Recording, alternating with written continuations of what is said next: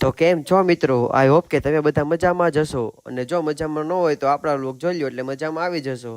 તો મિત્રો આજે આપણે ફરીવાર બહાર જવાનું છે ફરવા માટે. તો સૌથી પહેલાં ગાડીમાં ડીઝલ પુરાવીને ચાલો જઈએ ફરવા માટે.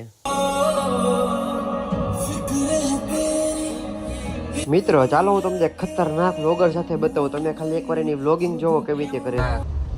और ये गाइस सब लोग ब्लॉग उतार रहे हैं और ये जो मुझे कह रहा था कि कॉल में बात नहीं करने का, ये वही घुमा रहा है फोन घुमा रहा है फोन में और बात ये नहीं करना है। ड्राइवर, ये भाई हेवी ड्राइवर है, पी के गाड़ी चलाते रहते पी के गाड़ी चला रहा है।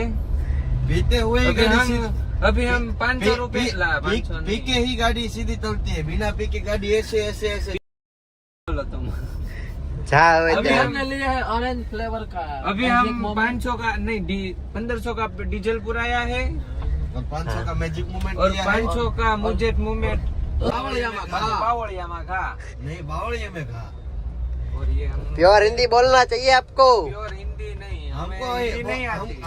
हमको हिंदी नहीं फावड़ता है, हमको थोड़ा थोड़ा गुजराती फावड़ता है। ओके ओके, तो इंग्लिश आता है. नो इंग्लिश नहीं आता है, ना हबीबी हम इंग्लिश नहीं है, हम हम इंग्लिश गुजराती नहीं है, है। हम हिंदुस्तानी है। ऐसा ऐसा है. ओ, बारी-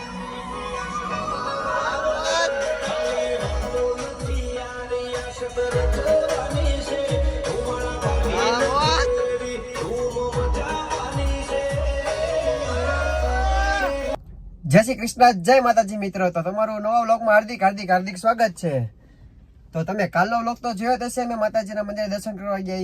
તો મિત્રો આજે પચ્છમ દાદા બાપુએ પાટોત્સવ છે, તો આપણે ત્યાં જવાનું છે. તો અત્યારે આપણે ઘરેથી ત્યાં જવા માટે નીકળી ગયા છીએ, અને આપણે હવે ત્યાં જવાનું છે. મોજ મસ્તી કરતા કરતા જવાનું છે, એટલે વ્લોગમાં કન્ટિન્યુ બન્યા રહેજો.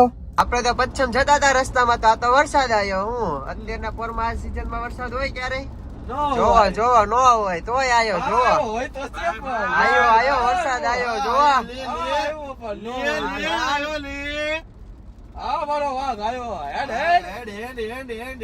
આયો વરસાદ તો આવ્યો. બાકી हाँ ये तेने भाई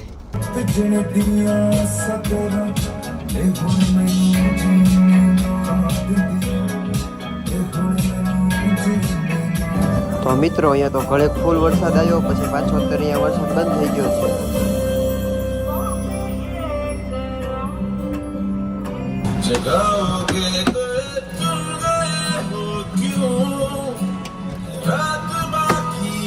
તો મિત્રો આ રસ્તા પર ખરા પડવા મળ્યા છે. વરસાદ ફૂલે ફૂલ આવી રહ્યો છે.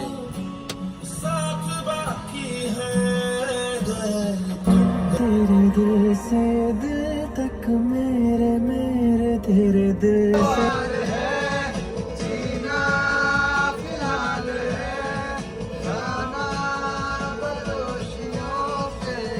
તો મિત્રો આવો સરસ રોડ હોય, બધા મિત્રો જોડે હોય, અને આવો મધુરો મધુરો વરસાદ આવતો હોય ને આમ કેવી મોજ આવે. તમે જોવો ખાલી આ વરસાદનો મોસમ.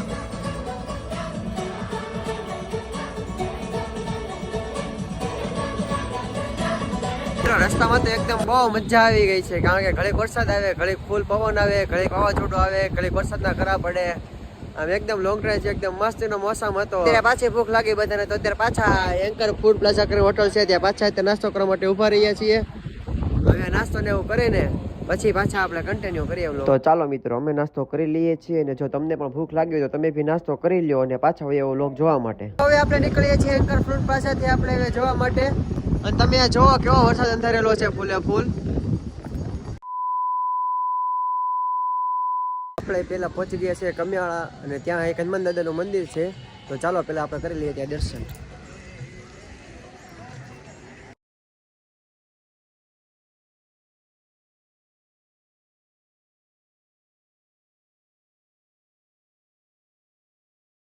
ધોલેરા પાસે કમિયાળા કરીને એક ગામ છે, ત્યાં આ હનુમાન દાદાનું મંદિર આવેલું છે.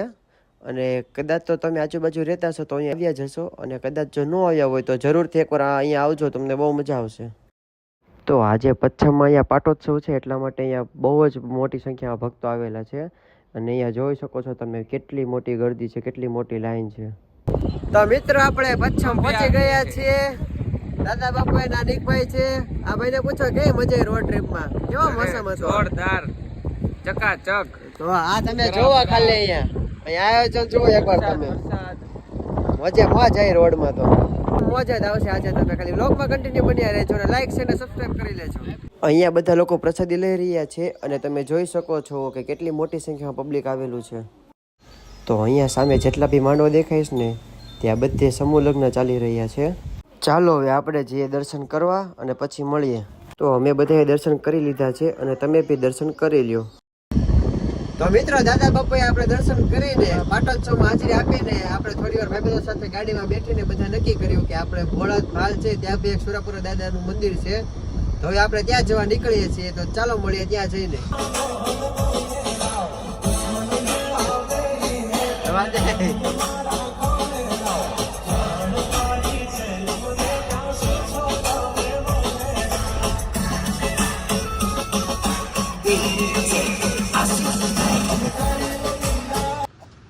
તો મિત્રો આપણે સુરાપુરા ધામ ભોળાત પહોંચી ગયા છીએ અને આ મળો નિકભાઈ. આ ભાઈ હમણાં ગાડીમાં કડું ખોવાઈ ગયું હતું તે આ ભાઈના ક્યાં ધબકારા પાસે ગયા પૂછવા.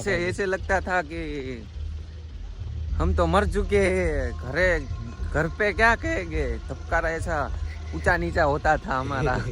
क्या होगा, क्या करे.